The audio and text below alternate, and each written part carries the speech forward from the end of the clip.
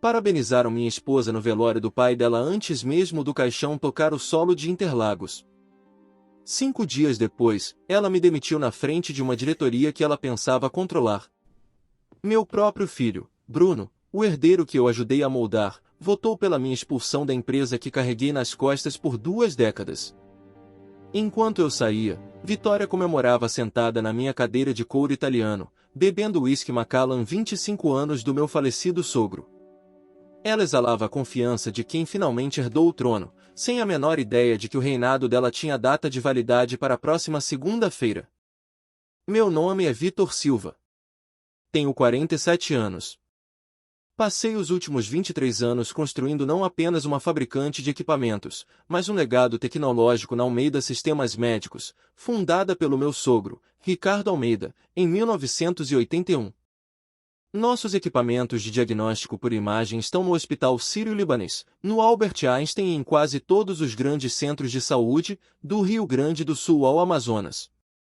Casei-me com Vitória em 2001. Na época, eu era apenas um engenheiro de sistemas formado pela USP, com a arrogância típica de quem acha que linhas de código podem consertar o mundo. Ricardo viu em mim a competência bruta que faltava na filha. Em 2007, quando a crise global quase sufocou o setor, eu não apenas injetei capital, eu fiz uma reengenharia total, cortando 38% dos custos fixos sem tocar no sustento de um único operário do chão de fábrica. Ricardo chamou de mágica, eu chamei de sobrevivência. Vitória, enquanto isso, brilhava em vernissagens e campanhas de marketing vazias, levando crédito por apoiar a família enquanto eu trabalhava 70 horas por semana. Temos 2 filhos que refletem nossas metades opostas.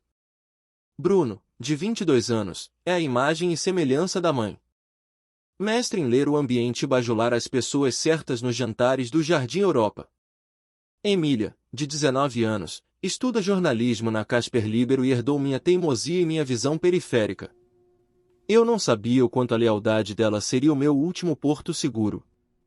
O enterro de Ricardo, num cemitério de elite em São Paulo, foi um espetáculo de relações públicas. Entre lagos de carpas e jardins impecáveis, contei 14 pessoas que saudaram Vitória como Senhora CEO antes mesmo do carro funerário partir. Eu fui apagado da cerimônia. Meu nome não estava no programa e minha cadeira foi jogada para a 3ª fila, longe do núcleo de poder formado por Vitória, Bruno e o conselho. Emília sentou ao meu lado e apertou minha mão, ela sentia o cheiro da traição no ar. O golpe final veio em doses homeopáticas. Na segunda-feira, minha senha de e-mail expirou. Na terça, minhas reuniões sumiram da agenda. Na quarta, dirigi até nossa sede no Brooklyn e meu crachá de executivo foi negado na catraca da diretoria. Janete, a supervisora de segurança que conheço há décadas, teve que me escoltar como se eu fosse um estranho. Encontrei funcionários do RH encaixotando meus arquivos e minhas patentes por ordem da senhora Almeida.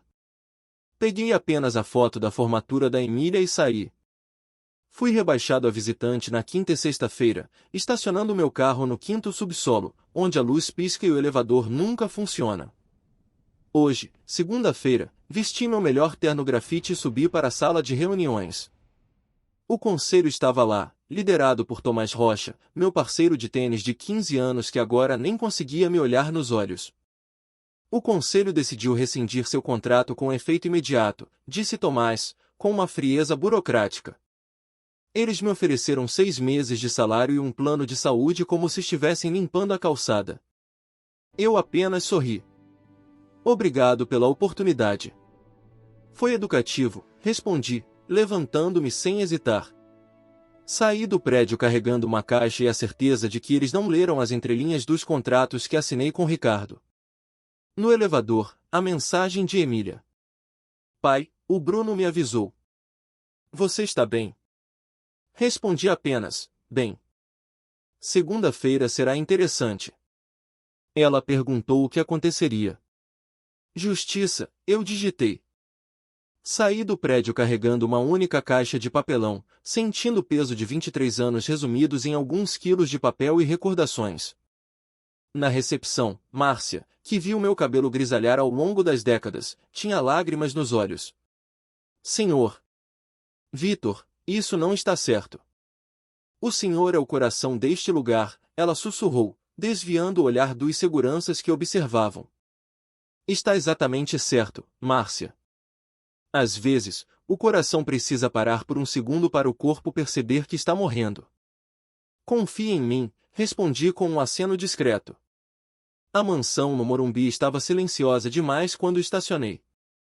O Mercedes da Vitória não estava na garagem, ela certamente estaria no escritório ou em algum restaurante nos jardins, celebrando sua ascensão com o conselho. Mas a presença dela era sufocante. Flores frescas de uma floricultura caríssima no hall, do tipo que ela só comprava para exibir sucesso. No bar da sala, uma garrafa de Macallan 25 anos pela metade. O uísque favorito do Ricardo. Ela estava brindando a própria vitória com o espólio do pai. Caminhei pela casa que compramos em 2005. Recebemos dezenas de jantares de gala aqui, onde contratos multimilionários eram selados entre uma taça de vinho e outra. Ricardo adorava este lugar. Ele costumava se sentar no escritório todo domingo de Páscoa ou após a ceia de Natal, fugindo do barulho da família para beber um bom Malbec e contar histórias dos primórdios da Almeida Médica, quando ele carregava equipamentos no porta-malas de um Fusca. Foi naquele escritório que a encontrei. Vitória estava sentada na minha poltrona de couro. A peça que comprei num leilão de antiguidades no centro de São Paulo, em 2008. Ela sempre a detestou, chamando-a de entulho masculino que arruinava a decoração clean. Em 17 anos, ela nunca havia se sentado ali. Até agora. Ela segurava um copo de cristal, girando o líquido âmbar com uma elegância predatória. Estava descalça, sentindo o tapete persa sob os pés, já se comportando como a rainha absoluta. Isso é melhor para nós dois, Vitor, disse ela, sem desviar os olhos do copo. Você será mais feliz longe da pressão. Você é um gênio, mas nunca teve o sangue azul necessário para a alta gestão. Deixei minha caixa no chão, o som do papelão batendo no assoalho de madeira ecoando como um tiro. É mesmo? Você é brilhante tecnicamente, um engenheiro de primeira, continuou ela, com um tom de condescendência que me embrulhou o estômago. Mas lhe falta visão macro, estratégia política. Meu pai também percebeu isso no final. Ele sabia que a empresa precisava de alguém que falasse a língua do mercado, não apenas a língua das máquinas. Seu pai te disse isso? Perguntei, aproximando-me da mesa. Ele não precisou dizer. Eu via nos olhos dele. A forma como ele começou a me incluir nas reuniões fechadas do conselho, como ele pedia minha opinião sobre a imagem da marca. Ele estava me preparando para o trono, Vitor. Você era apenas o regente temporário. Caminhei em direção à escada, parei e me virei, observando-a ocupar o espaço que nunca foi dela. Você já se perguntou por que ele instalou aquele cofre biométrico na minha sala em 2012? Aquele que só abre com a minha digital e uma chave física que ele me entregou pessoalmente? A mão dela parou de girar o copo. A expressão de triunfo vacilou por 1/1000 de segundo. Que cofre? O da minha sala. Ele disse que era para seguros contra incêndios e tempestades. Eu acho que a tempestade acabou de chegar, Vitória. Subi as escadas sem olhar para trás, deixando-a com o uísque do pai morto e um poder de papel. Ouvi o estalo do copo de cristal sendo batido na mesa e seus passos apressados atrás de mim. Vitor! Que documentos estão naquele cofre? Ela gritou da base da escada. Não respondi. Entrei no meu estúdio e liguei para Arthur Vasconcelos. Arthur era o guardião dos segredos da família Almeida há mais de 40 anos. Ele viu a empresa nascer e viu a Vitória crescer. Quando Ricardo falava em lealdade, ele pensava em Arthur. Arthur, eu disse. A peça se moveu. Segunda-feira? A voz dele, rouca e firme, não demonstrava surpresa. Segunda-feira. Às 9 da manhã, na sede. Encontrei Arthur no domingo à noite em seu casarão restaurado nos jardins. O escritório dele cheirava a livros antigos e história.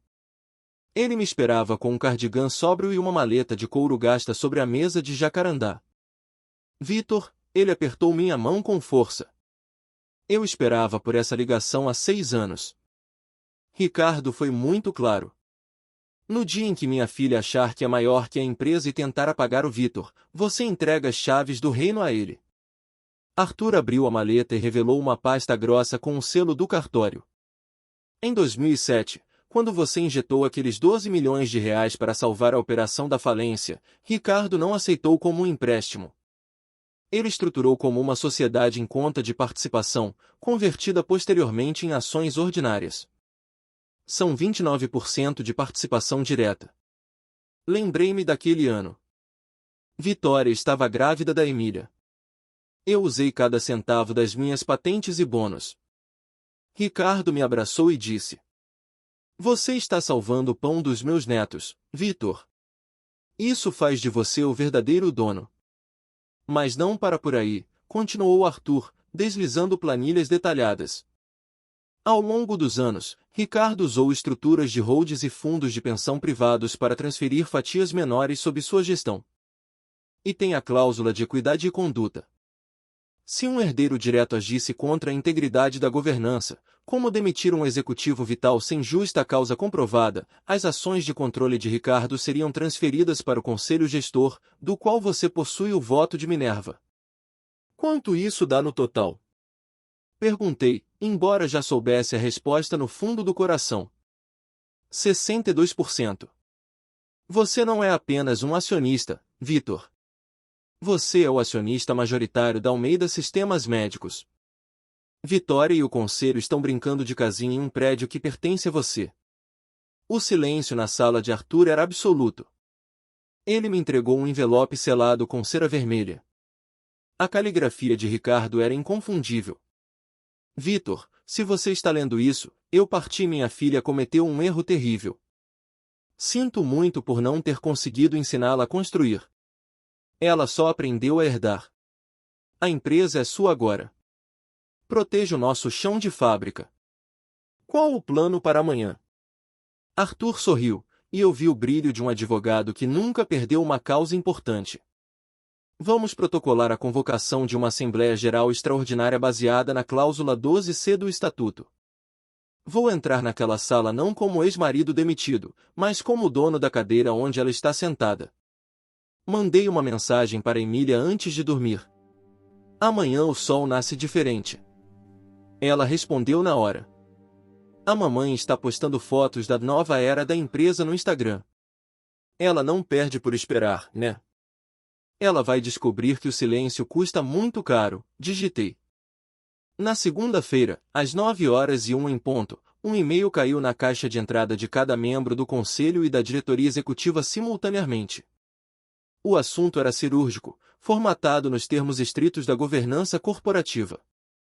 Convocação de Assembleia Geral Extraordinária de Acionistas, cláusula 12C do Estatuto Social. Eu não estava lá para ver os rostos deles, mas Arthur, com sua experiência de décadas em litígios na Avenida Faria Lima, me descreveu exatamente o que aconteceria. A confusão inicial de quem se sente intocável, a segunda leitura mais lenta e, finalmente, o pânico frio. O e-mail não era um pedido, era uma ordem fundamentada na Lei das Sociedades por Ações, Lei 6.404/76, e no Estatuto da Almeida Sistemas Médicos, conforme alterado por Ricardo Almeida em 2012. A pauta exigia destituição imediata das nomeações executivas feitas nos últimos 7 dias. Revisão de todas as distribuições de capital e direitos de voto. Reestruturação total da composição do Conselho de Administração. Os anexos eram 12 arquivos PDF blindados. Acordos de transferência de ações, contratos de compra de capital e instrumentos de trust mostrando minha participação de 62%. Tudo autenticado em cartório, com firmas reconhecidas e inquestionáveis. Às 9h07, Vitória me ligou.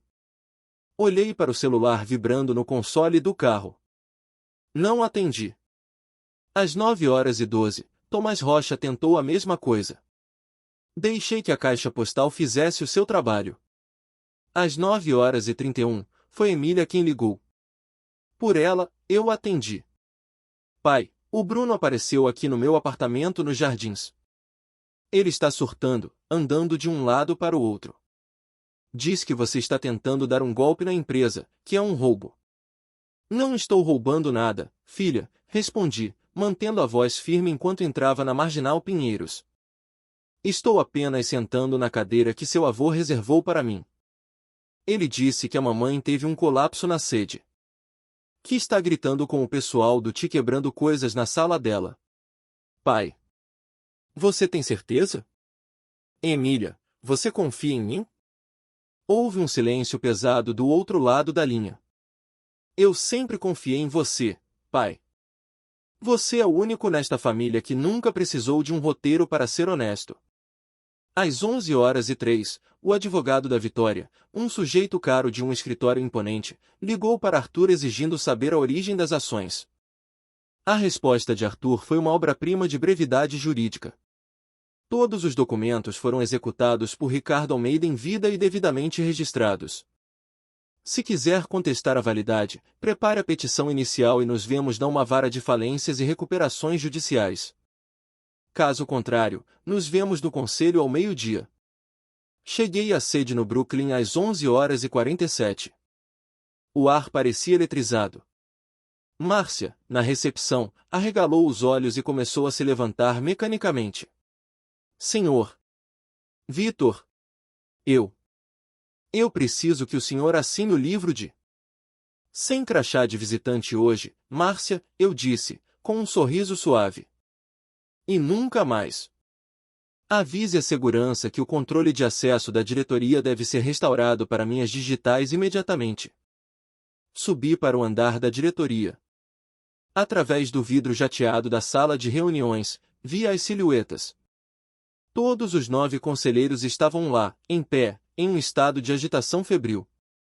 Vitória estava na cabeceira, gesticulando freneticamente com o celular no ouvido, o rosto pálido contrastando com o terno escuro. Ao meio-dia em ponto, abri as portas duplas. O silêncio que se seguiu foi absoluto, pesado como chumbo. Esta reunião viola todos os protocolos de governança. Vitória disparou assim que me viu, a voz afiada e trêmula. Eu sou a CEO interina nomeada pelo Conselho. Nenhum voto pode prosseguir sem aviso prévio de 15 dias. Dona Margarida, a administradora de bens que Ricardo contratou em 2010 e que mantinha a custódia dos documentos, estava na ponta da mesa. Ela tinha 67 anos e uma reputação de ser a mulher mais rigorosa do mercado financeiro paulista. Sem tirar os olhos dos papéis à sua frente, ela sentenciou. Ele detém o controle acionário majoritário, Vitória. Pela cláusula 12C, em casos de sucessão e vacância por falecimento, o acionista majoritário tem o poder de convocar e deliberar de forma imediata. Esta reunião não é apenas válida, ela é soberana. Vitória agarrou o encosto da cadeira de couro, os nós dos dedos brancos. Isso é impossível. A estrutura de propriedade é pública na junta comercial. Vitor Silva detém 62% das ações ordinárias, interrompeu Margarida. Desde 2019, quando a última transferência do traste foi executada no fechamento do exercício financeiro. Você, Vitória, detém 18% por herança direta.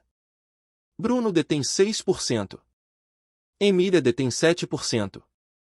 O restante são ações preferenciais, PM, no mercado. Bruno, sentado ao lado da mãe, ficou pálido. A mão dele, que antes digitava com arrogância em um tablet de última geração, congelou no ar. Tomás Rocha limpou a garganta, tentando desesperadamente salvar sua posição. Vitor, meu caro. Certamente podemos discutir isso em particular. Um acordo de cavalheiros. Todos a favor da moção para a reestruturação imediata da liderança executiva e anulação das nomeações da última semana, Margarida cortou, ignorando Tomás. Levantem a mão se apoiam a moção do acionista majoritário. Patrícia, a diretora financeira que sempre foi pragmática, levantou a mão primeiro, sem hesitar. Depois o chefe de pesquisa e desenvolvimento. Um por um, como dominós caindo, as mãos subiram. Até Tomás, após uma pausa agonizante em que percebeu que o barco de Vitória estava afundando, levantou a dele. Vitória olhou ao redor da mesa para as mesmas pessoas que haviam brindado a sua coroação no velório. A traição corporativa é rápida, ela não tem memória, apenas interesses. Unânime, declarou Margarida. A moção foi aprovada. Vitória Almeida está destituída do cargo de CEO e de qualquer função executiva. Com efeito imediato. Isso é loucura! Vitória finalmente recuperou o fôlego, mas a voz saiu quebrada. Você não pode simplesmente entrar aqui e apagar o nome do meu pai. Eu não estou apagando o nome dele, eu disse, caminhando até a cabeceira da mesa. Estou protegendo o que ele construiu de quem só sabe gastar. Eu sou o novo presidente do conselho e CEO da Almeida Sistemas Médicos. Margarida deslizou a pasta de couro para mim. Assine aqui, senhor. Vitor. O único som na sala era o arranhar da caneta no papel de alta gramatura. Quando olhei para cima, Vitória me encarava com ódio, mas também com uma descrença abissal. Era o fim de um mundo para ela. O conselho se reunirá novamente na quarta-feira às 9 horas, anunciei, minha voz ecoando com uma autoridade que nunca usei antes. Patrícia, quero uma auditoria completa de fluxo de caixa até amanhã. Tomás, você vai auditar todas as decisões assinadas pela Vitória nos últimos 5 dias. Vitória, você é bem-vinda na reunião de quarta como acionista minoritária, mas seu lugar é na galeria dos fundos, não à mesa de decisões. Bruno pegou o braço da mãe, tentando levá-la antes que a cena ficasse pior. Mãe, vamos embora. Por favor. Ela pegou sua bolsa Chanel, endireitou o paletó com um gesto mecânico e caminhou até a porta. Parou ao meu lado, perto o suficiente para eu sentir o perfume que ela usava em nossas melhores noites. Você planejou isso? Ela sussurrou, com um veneno contido. Tudo isso? Cada detalhe? Não, eu disse, olhando-a nos olhos. Seu pai planejou. Ele conhecia você melhor do que você mesma. Eu apenas assinei o papel. Às 16 horas daquela segunda-feira, a barragem rompeu. Alguém do conselho, meu palpite era Patrícia, a diretora financeira que sempre preferiu números a linhagens, passou a informação para um repórter de economia da Folha de S. Paulo. A manchete brotou no portal às 16 horas e 17, ecoando rapidamente pelo Valor Econômico. Golpe de mestre na Almeida Médica. CEO é destituída por acionista majoritário, genro do fundador assume o controle. O artigo era cirúrgico. Mencionava a reunião de emergência, os 62% de participação e a remoção sumária de Vitória. O que tornou a história viral, alcançando o topo dos tópicos do LinkedIn e do X, antigo Twitter, no Brasil, foi o parágrafo final. Uma fonte anônima descrevia a demissão que Vitória me dera 5 dias antes como a gafe corporativa mais cara da história recente de São Paulo. Às 17 horas, o escrutínio público tornou-se impiedoso. O Brasil Journal publicou uma análise sobre a herdeira que esqueceu de ler o estatuto. Alguém, com um senso de humor ácido, resgatou uma foto do nosso casamento no Copacabana Palace. Vitória num vestido de estilista francesa que custou uma fortuna, e eu, visivelmente desconfortável num smoking que parecia grande demais. A legenda que circulava nos grupos de WhatsApp da elite financeira dizia: adivinha quem realmente casou por dinheiro? Meu celular transformou-se num epicentro de vibrações constantes. Mensagens de investidores, ex-colegas do IPT e pessoas que eu não via desde a formatura na USP. A maioria parabenizava a retomada, outros apenas sondavam para onde o preço das ações de mercado iria. Emília ligou às 17 horas e 42, a voz carregada de uma mistura de alívio e preocupação. Pai, está em todo lugar. O Bruno está perdendo a cabeça, ele não para de postar indiretas e depois apagar. A mamãe se trancou no escritório da mansão e a única pessoa que entrou lá foi o advogado. Como você está? Estou bem, querida. Apenas fazendo o que precisa ser feito. O vovô sempre disse que você era a pessoa mais inteligente da sala, mesmo quando ficava em silêncio. Pelo visto, ele não estava brincando. Tenho orgulho de você, pai. Aquelas palavras da Emília tiveram um peso maior do que qualquer vitória jurídica. Mas o triunfo veio acompanhado de uma revelação amarga. Ela me contou que Bruno, ao vasculhar o servidor da nuvem da família, encontrou um memorando que Vitória escrevera 6 meses atrás, enquanto Ricardo ainda enfrentava as sessões de quimioterapia. No documento, ela detalhava o plano para me remover da empresa logo após a sucessão, descrevendo-me como um custo operacional legado e um obstáculo técnico à modernização estratégica. O homem que desenhou cada circuito das máquinas que sustentavam o lucro dela era visto como um entulho. Na quarta-feira, a reunião do conselho começou às 9 horas em ponto. Entrei na sala carregando a antiga pasta de couro de Ricardo. A placa na porta já havia sido trocada por ordem da segurança. Vitor Silva, presidente e CEO. Os conselheiros eram os mesmos, mas o ar de condescendência fora substituído por uma obediência quase ansiosa. Antes de começarmos, eu disse, colocando a pasta sobre a mesa, vamos falar sobre o fundo de pensão dos nossos 1.200 funcionários. Patrícia, a CFO, empalideceu a ponto de as veias do pescoço ficarem visíveis. Descobri que, nos últimos 8 meses, sob a gestão de transição de Vitória, 4,2 milhões de reais haviam sido drenados do Fundo de Previdência para uma conta de representação executiva, essencialmente, um fundo para financiar o estilo de vida de Vitória e as festas de networking do Bruno. Isso é apropriação indébita, murmurou Tomás Rocha, tentando se distanciar do crime. Isso é fraude federal, crime contra o sistema financeiro, corrigi, olhando para cada um deles. E qualquer um que assinou ou silenciou é cúmplice. Determinei a devolução imediata dos valores. Se as contas de Vitória estivessem congeladas, eu usaria meus próprios dividendos como garantia. Suspendi Patrícia para investigação e anunciei que auditorias externas seriam a nova norma. Por fim, chamei Bruno ao meu novo escritório às 14h15. Ele parecia ter envelhecido 10 anos em 2 dias. O brilho de herdeiro do trono tinha desaparecido. Pai, eu não sabia. A mamãe disse que você queria vender a empresa, que o vovô queria que eu assumisse a liderança jovem. Ele sussurrou, incapaz de sustentar o olhar. Você tem 22 anos, Bruno. Já é um homem. Você viu o quanto eu trabalhei. Você viu os gráficos de produtividade que eu criei enquanto você estava em festas em Ilhabela. Você não foi enganado, você escolheu o lado que parecia mais fácil. Eu sinto muito, ele disse, com a voz embargada. Sinto muito, não devolve o dinheiro da aposentadoria dos técnicos de manutenção, Bruno. Você está demitido. Saia da empresa hoje. O que você fará a seguir definirá se você é um Almeida ou apenas um parasita de sobrenome. Caráter não é herança, é construção. Depois que ele saiu, o silêncio finalmente se instalou. O sol de São Paulo começava a se pôr atrás dos arranha-céus da Berrini, pintando a sala de um dourado melancólico. Arthur me mandou uma mensagem curta. A liminar de Vitória para tentar anular a Assembleia fora negada pelo Tribunal de Justiça. Ela estava oficialmente fora do jogo.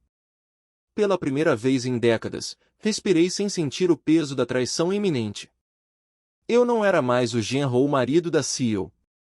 Eu era o guardião do legado. Para marcar a nova era, organizei o que chamei de Jantar do Legado. Mas não foi uma dessas festas de arromba que Vitória costumava dar para sair na coluna social da Vogue. Ricardo teria detestado o exibicionismo. Foi um encontro reservado no Fasano, em uma sala privativa, com as pessoas cujas mãos realmente calejaram para erguer Almeida Sistemas Médicos. Reunimos os engenheiros da primeira linha de montagem na década de 80, o representante comercial que viajou pelo interior do Nordeste em 1984 para fechar o primeiro contrato, e os investidores que apostaram no Ricardo quando ele ainda operava numa garagem. Vitória, naturalmente, não foi convidada. Como eu disse ao Arthur naquela noite. Ela nunca fez parte da fundação, apenas da colheita. E a colheita, agora, tinha um novo gestor. Ricardo Almeida construiu algo que importava, eu disse, levantando-me para um brinde com um vinho nacional de excelência, do qual ele tanto se orgulhava. Não porque gerava lucro, embora o lucro fosse a consequência, mas porque salvava vidas. No Brasil, Muitos herdam títulos de doutor ou diretor, mas poucos herdam a responsabilidade do trabalho. Ricardo sabia a diferença. Por isso, ele confiou o futuro a quem entende o que significa construir do zero. Houve um aplauso contido, mas carregado de uma emoção que não se compra em conselhos de administração. Ouvi histórias de como Ricardo, mesmo milionário, ainda pegava no ferro de sol das 2 da manhã se um protótipo apresenta-se falha. Ele não era um nome num papel, era o motor da empresa. Saí para a varanda para sentir a brisa da noite paulistana. Emília aproximou-se, com aquele olhar observador que tanto me lembrava o do avô. Pai, ela disse suavemente. A mamãe me ligou hoje. Ela queria que eu te convencesse a aceitar um acordo extrajudicial. Ela propôs retirar todos os processos de contestação do testamento se você conceder a ela um assento vitalício no conselho e um cargo de consultoria estratégica. E o que você respondeu, Emília? Eu disse que o vovô não deixou a empresa para ela porque ela nunca aprendeu a construir, só a extrair. Disse que o tempo de ela brincar de si ou com o suor dos outros acabou. Coloquei o braço sobre os ombros dela, sentindo que, de alguma forma, o ciclo de integridade da família tinha sido salvo através dela. E agora, pai? Para onde vamos? Agora nós trabalhamos de verdade. Oramos o fundo de pensão dos operários e resgatamos a alma técnica deste lugar. Sua mãe receberá seus dividendos como acionista minoritária e viverá com o conforto que o nome Almeida proporciona, mas ela nunca mais tocará no leme desta empresa. Esse navio partiu no exato momento em que ela me entregou aquela carta de demissão. 8 meses depois, Almeida Sistemas Médicos anunciou o trimestre mais lucrativo de sua história. Não por cortes cegos, mas por eficiência técnica. Restauramos integralmente o fundo de pensão dos funcionários, renegociamos contratos com fornecedores alemães e fechamos parcerias estratégicas com as maiores redes hospitalares da América Latina. Bruno. Após o choque da demissão, ele finalmente parece ter acordado. Matriculou-se em uma pós-graduação em Governança e Ética Empresarial na FGV. Ele me liga todos os domingos. Ainda há cicatrizes, mas estamos trabalhando na nossa relação. Pela primeira vez, ele está tentando ser um Silva antes de ser um Almeida. Vitória. Mudou-se para o Rio de Janeiro, buscando o sol do Leblon para curar a ferida do orgulho ferido em São Paulo. Abriu uma boutique de consultoria para startup chamada Almeida Consultoria. Ouvi dizer que tem um sucesso moderado no circuito de eventos, mas não acompanham as colunas sociais. Ela se tornou o que sempre foi. Uma marca, sem fábrica por trás. Emília. Formou-se em jornalismo pela Casper Libero e, após passar por um processo seletivo rigoroso, juntou-se ao Departamento de Comunicação e Relações Institucionais da empresa. Ela não está lá por causa do sobrenome, mas porque é a única que sabe contar a história da Almeida com a verdade que ela exige. Às vezes, tarde da noite, sento-me na cadeira de couro que foi do Ricardo e observo as luzes da Marginal Pinheiros lá embaixo. Penso na escolha que ele fez. Ele viu algo em mim que eu mesmo, em minha obsessão técnica, não via. Ou talvez ele apenas tenha enxergado a própria filha com uma clareza dolorosa. De qualquer forma, a empresa sobreviveu. Não por causa de uma herança de sangue, mas por causa da herança do esforço. Do trabalho real. E era exatamente assim que o velho Ricardo queria. Obrigado por ouvir minha história até o fim. Se ela tocou você, deixe um like, escreva nos comentários o que mais te marcou e não se esqueça de dizer de onde você é. Inscreva-se no canal, muitas outras histórias ainda estão por vir.